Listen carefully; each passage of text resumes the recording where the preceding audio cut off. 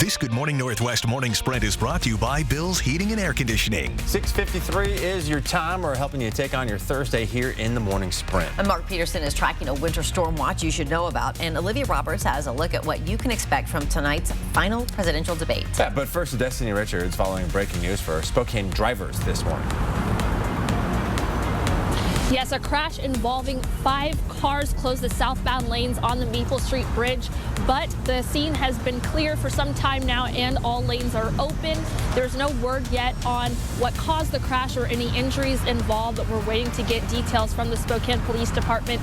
Again, traffic is moving. The scene is clear, just awaiting details. Check with us on our website, KXLY.com, for those details when they're made available. Good news for all commuters. Breaking news out of D.C. this morning. We are just learning the Senate Judiciary Committee voted to advance Amy Coney Barrett's Supreme Court nomination to the full Senate as Republicans empowered past Democrats' boycott of the session. Never has the Senate confirmed a Supreme Court nominee so close to a presidential election. Senators plan to convene a rare weekend session for procedural actions ahead of a final confirmation vote expected Monday. Encouraging news for the U.S. economy this morning. Jobless claims inched lower last week. According to the Department of Labor, 787,000 workers claimed first-time unemployment benefits on a seasonally adjusted basis. It's the first time since March that initial jobless claims were below 800,000. A lawyer for Edward Snowden says Russia has given his client a permanent residency permit. Snowden is a former NSA contractor who fled the U.S. to avoid prosecution after allegedly publicly disclosing classified information all the way back in 2013. The information he's accused of leaking concerned American intelligence and mass surveillance. Snowden first traveled to Hong Kong, then Moscow, where he has been living in exile ever since. The Russian government granted him asylum and extended the residency permit in 2017 until 2020. Later today, President Trump and Joe Biden will face off for their second and final debate.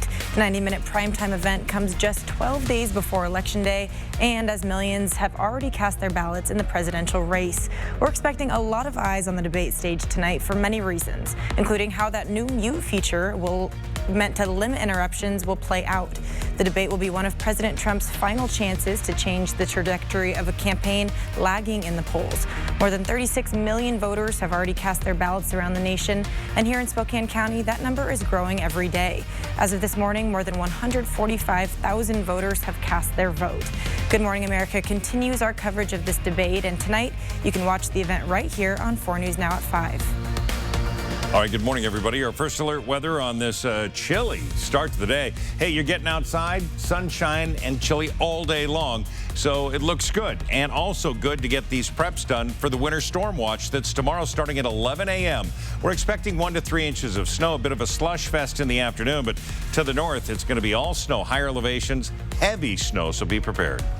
Heard of it happening in places across the country, and now it's happening here.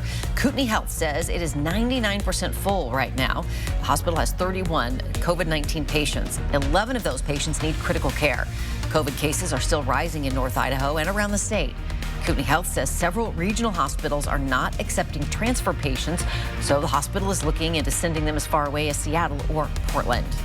And this comes as Panhandle Health reports 71 people tested positive for the virus Wednesday. 6 new people went to the hospital for treatment, and 73 people have died from the virus so far.